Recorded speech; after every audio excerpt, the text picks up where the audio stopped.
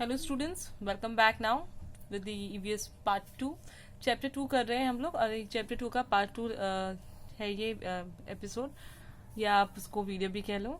तो just as we, जिसमें हमने पढ़ा था कि जो एनिमल्स होते हैं वो इंसानों के लिए कितने ज़्यादा ज़रूरतमंद होते हैं। तो जितने हमारे लिए एनिमल्स इम्पॉर्टेंट होते हैं उतने ही हमारे लिए प्लांट्स भी इम्पॉर्टेंट है। We need plants too. Yes, क्योंकि हमको प्लांट से क्या मिलता है? Plants gives us food, grain, vegetables and fruits. We love flowers too. We use them for many different purposes. We get flowers from plants. We also get cotton wool from plants to make cotton clothes. तो जिस तरीके से हमको animals की जरूरत है, हमको plants की भी जरूरत है, क्योंकि उससे हमको क्या मिल रहा है? खाना मिल रहा है, सब्जी मिल रही है, फ्रूट्स मिल रहे हैं। बहुत सारे प्लांट्स हमको मेडिसिनल चीजों की वजह से भी लगते हैं, तो इस वजह से हमको प्लांट्स की ज्यादा जरूरत। इवन प्लांट्स में क्या होता है? कॉटन जिससे हमारे कपड़े बनते हैं। So we grow plants that are useful to us. तो हम कौन से प्लांट्स को ज्यादा इंपॉर्टेंट देते हैं? वो जो उससे हमारी बहुत सारी जरूरतें मिलती है। So we sow seeds. तो इसी वजह से जो आपने देखा होगा कि कॉटन की पेड़ों की खेती होती है, आम की खेती होती है, तो बहुत सारे वेजिटेबल्स की होती है, ऑर्चिड्स होते हैं, यानी जहाँ पर बहुत सारे फ्रूट्स के जो बागान होते हैं वो हम उगाते हैं। चाय पत्ती के आपने बागान देखे होंगे कि चाय की पत्तियों के जो है वो अच्छे से प्रॉपरली जो है वो वेजिटेशन किया जाता है। तो उनको उगाने के लिए, जैसे आपने देखा होगा, फार्मर्स जो होते हैं वो मैन्योर यानी खाद डालते हैं झाड़ों को, और उसी में पेस्टिसाइड यानी उनपे कीड़े न लगे इसके लिए उनपे दवाई भी छिड़की जाती है। तो ये सारी चीजें की जाती है ताकि हमको प्लांट्स को बचाना है, क्योंकि प्लांट्स हमारी बहुत सारी चीजों, बहुत सारी नीड्स, बहुत सारी जरूरतों को सेटिस्फाई करता है। Other living things also get their food from the environment. For example, तो और भी ऐसे बहुत सारे लिविंग थिंग्स हैं जो एनवायरमेंट से अपना खाना लेते हैं, जैसे कि चेमेलियंस आर क्या, जिसको हम बोलते हैं गिरगोट। तो गिरगोट क्या करते हैं? दे ईट इंसेक्ट्स। ठीक है, जब उनको भूख लगती है तो वो इंसेक्ट खाते हैं, कीड़े खाते हैं। वैसे ही कुछ स्नेक्स जो होते हैं वो क्या खाते हैं? आपको पता है स्नेक्स क्या खाते हैं? यस, दे ईट माइस और फ्रॉक को खाते हैं, यानी चूहा को और फ्रॉक्स को खाते हैं। और टाइगर किसको खाते हैं? डियर को, या और भी जैसे रैबिट्स वगैरह हो गए, जो भी उनको प्रे या जो भी उनका शिकार उनको मिल जाता है। Goats and sheep eat leaves and plants. तो गोट और शीप जो है वो शिकार नहीं करते, वो प्लांट्स को खाते हैं। और कैटल ईट ग्रास। तो ऐसे ही दूसरे भी कैटल्स जैसे होते हैं, शीप्स वगैरह, गोट्स है, काव है, बफेलो है, ये सब क्या खाते हैं? ग्रास खाते हैं। तो arboreal, this is a new term. This word comes from the Latin word arbor, which means tree. Arboreal means living in trees. तो arboreal हम किसको बोलते हैं?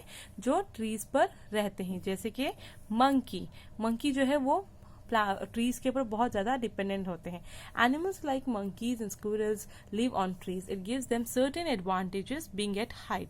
तो क्यों रहते हैं मंकी पेड़ों के ऊपर? क्योंकि जब वो हाइट पे रहते हैं तो अपने आप को वो सेव कर सकते हैं, अपने आप को बचा सकते हैं कोई भी खतरा हो उनके दुश्मनों से। Besides they can eat the fruits of the trees. इसके अलावा मंकी को क्या बहुत पसंद होते हैं? फ्रूट्स है ना, जैसे मैंगो है, जैसे बनाना है, ये इनको बहुत पसंद है। तो बनाना हो या मैंगो, वो कहाँ मिलेंगे? उनको ट्रीज में मिलेंगे। तो ऐसे एनिमल्स जो ट्रीज पर रहकर अपनी भूख को मिटाते हैं उनको हम बोलते हैं arboreal. Unknowingly they help the tree with दो सपोर्ट्स दे लिव। जैसे कि स्क्वेरल्स हो गए। स्क्वेरल जो होती है वो पेड़ों की, जो ट्री में जो बीजे वगैरह होती है, फ्रूट्स वगैरह होते हैं, वो खाकर जो है वो अपनी भूख को मिटाती है। तो स्क्वेरल क्या करती है? जब कोई बीज खाती है, देख रहे हैं आप स्क्वेरल यहाँ पर, तो जब वो कोई बीज खाती है तो उसको जमीन में ऐसे ही फेंकती है, तो जहां पे भी वो बीज गिरता है वहां पे फिर एक दूसरा पेड़ उग जाता है। तो इसी तरीके से जो एनिमल्स होते हैं, ये जो पेड़ पे रहते हैं, वो बहुत हद तक एनवायरमेंट को हेल्प करते हैं और ज्यादा ट्रीज देने में। They spread the seeds of the fruits they have eaten through their droppings. Because of this, new trees grow in different places. तो इन्हीं की वजह से आपने देखा होगा, जंगल में तो कोई किसान नहीं होता है, कोई इंसान नहीं होता है जो जाके अलग अलग जगह पे झाड़ लगाए, लेकिन फिर भी आपको वहाँ पे एक बहुत अच्छी वेजिटेशन मिलती है। वो सिर्फ इसके लिए कि वहाँ पे जो रहने वाले एनिमल्स होते हैं वो इसी तरीके से अपना रोल करते हैं, कि उनको पता भी नहीं होता है और वो एनवायरमेंट को सेव करते रहते हैं। Some types of birds to find trees useful for building their nest. आपने देखा होगा कि नेस्ट जो है चिड़िया कहाँ बनाती है? ट्रीज के ब्रांचेस पे बनाती है। क्यों? अगेन फॉर डिपेंडिंग देमसेल्फ, कि वो जो है आसमान में, मतलब वो हवाओं में उड़ते हैं, तो उनको वो जमीन पे नहीं रह सकते, क्योंकि जमीन पे अगर रहेंगे तो कोई भी आसानी से जो है उनको मार सकता है। इसीलिए वो प्लांट्स, कोई भी ट्रीज के हाइट पे जो है अपना नेस्ट बनाते हैं। तो इस तरीके से प्लांट्स और एनिमल्स का आपने रिलेशन देखा। जब आप देखो कभी कोई बेफेलो ग्रेस करता है ग्रासी एरियाज में, जब कोई घास खाता है तो आपने देखा होगा कि उसके ऊपर बहुत सारे जो है छोटे छोटे ये इस तरीके से बर्ड्स आकर बैठते हैं। ये क्यों बर्ड्स काऊ के ऊपर बैठते हैं या बेफेलो के ऊपर बैठते हैं? वो इसके लिए कि जब वो यहाँ पर आते हैं तो घास हिलती है, घासों में जो छोटे छोटे इंसेक्ट्स छुपे हुए होते हैं वो उड़ने की कोशिश करते हैं या बेफेलो के ऊपर जब बैठने की कोशिश करते हैं, तब एरगेट को जो है इंसेक्ट जो है अपना खाना, एरगेट जो है इंसेक्ट्स को अपना खाना बना लेती है। तो यानी एरगेट यहाँ पर इसीलिए आते हैं क्योंकि वो काऊ के बेफेलो के ऊपर बैठकर अपना खाना आसानी से ढूंढ सके। A certain kind of ergot feeds on different kinds of insect. Grass is full of all kinds of insect, but because they are hidden in the grass, the ergot cannot see them and catch them. तो ergot के जाने से grass में जो छुपे हुए insect है वो बाहर नहीं आएंगे, लेकिन जब कोई बड़ा जानवर जाएगा और वो जाकर जब ग्रास को हिलाएगा तब जाकर वो इंसेक्ट बाहर आते हैं, और ऐसे में ergot जो है वो एक बेहतर अपॉर्चुनिटी लेकर, एक फायदा उठाकर उन इंसेक्ट्स को खाता है।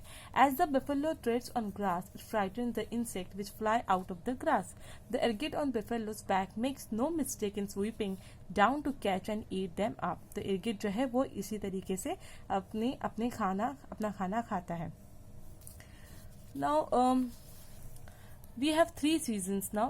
Season changes in living things, seasonal changes in living things के मौसम के हिसाब से लिविंग थिंग्स पे क्या फर्क पड़ता है?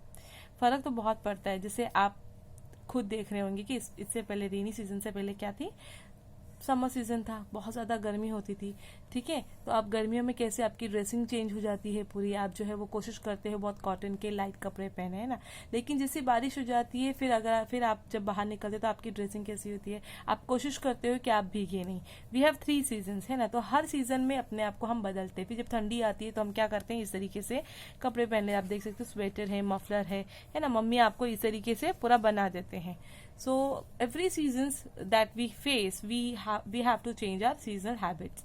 We have 3 seasons: summer, the rainy season and winter. तो हमारे कितने सीजन होते हैं? समर है, रेनी सीजन है और विंटर सीजन है। It is very hot in summer, obviously summer में बहुत गर्मी होती है। वी वेयर कॉटन क्लोथ्स, हम कॉटन के कपड़े पहनते हैं और बहुत ज़्यादा कोशिश करते हैं पानी पीने के लिए। In the rainy season we use umbrellas और different kinds of rain coats, hoods to avoid getting wet in the rain.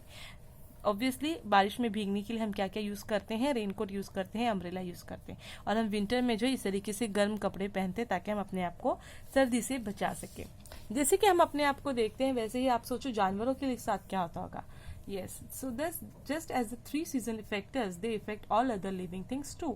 तो हमारे आसपास जितनी भी लिविंग थिंग्स होते हैं उनको भी सीजन की वजह से जो है वो बहुत चेंजेस देखने पड़ते हैं।